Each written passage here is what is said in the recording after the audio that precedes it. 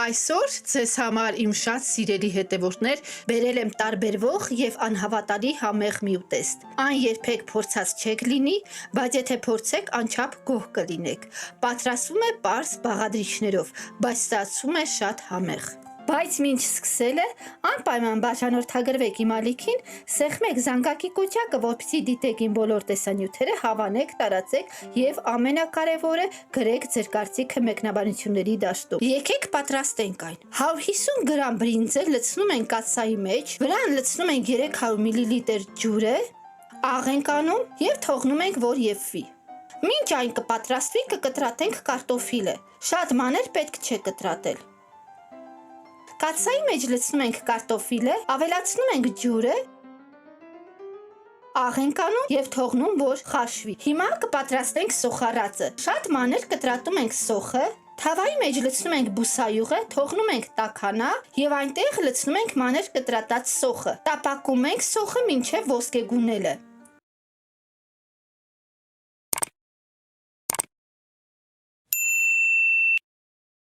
Տարայի մեջ լցնում ենք կարտոֆիլը, բրինձը,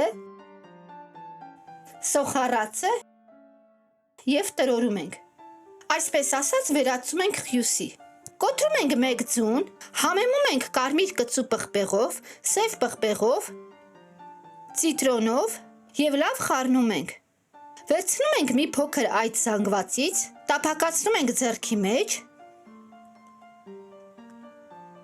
դնում ենք հալվող պանիր, կպցնում ենք իրար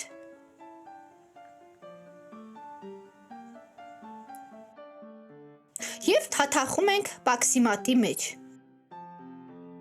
Թավայի մեջ լցնում ենք բուսայուղը, տապակում ենք կոտլետները բուսայուղի մեջ։ Ցանկալի է, որ այն տապակենք առատ բուսայուղի մեջ։ Կոտլետները պետք է տապակենք երկու կողմից ամբողջովին։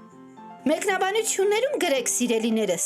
դուք կփորձեք այս կարտոֆիլով, բրնձով եւ հալվող պանրով ուտեստը։ Վերջում վրան շաղ ենք տալիս համեմ։ Ահա այն պատրաստ է։ Այն ստացվում է ոսկեգույն, խրթխրթան եւ ախորժալի ուտեստ, ներսում հալվող պանրով։ Կարտոֆիլի եւ բրնձի փափուկ համադրությունը, պանրի նուրբ միջուկը եւ պաքսիմատի խրթխրթան շերտը ստեղծում են շատ համեղ եւ հագեցնող ուտեստ։ Հարմար է ինչպես նախաճաշի, այնպես է թեթև ընթրիքի համար։ Առայժմ, սիրելիներս, կհանդիպենք հաջորդ տեսանյութում։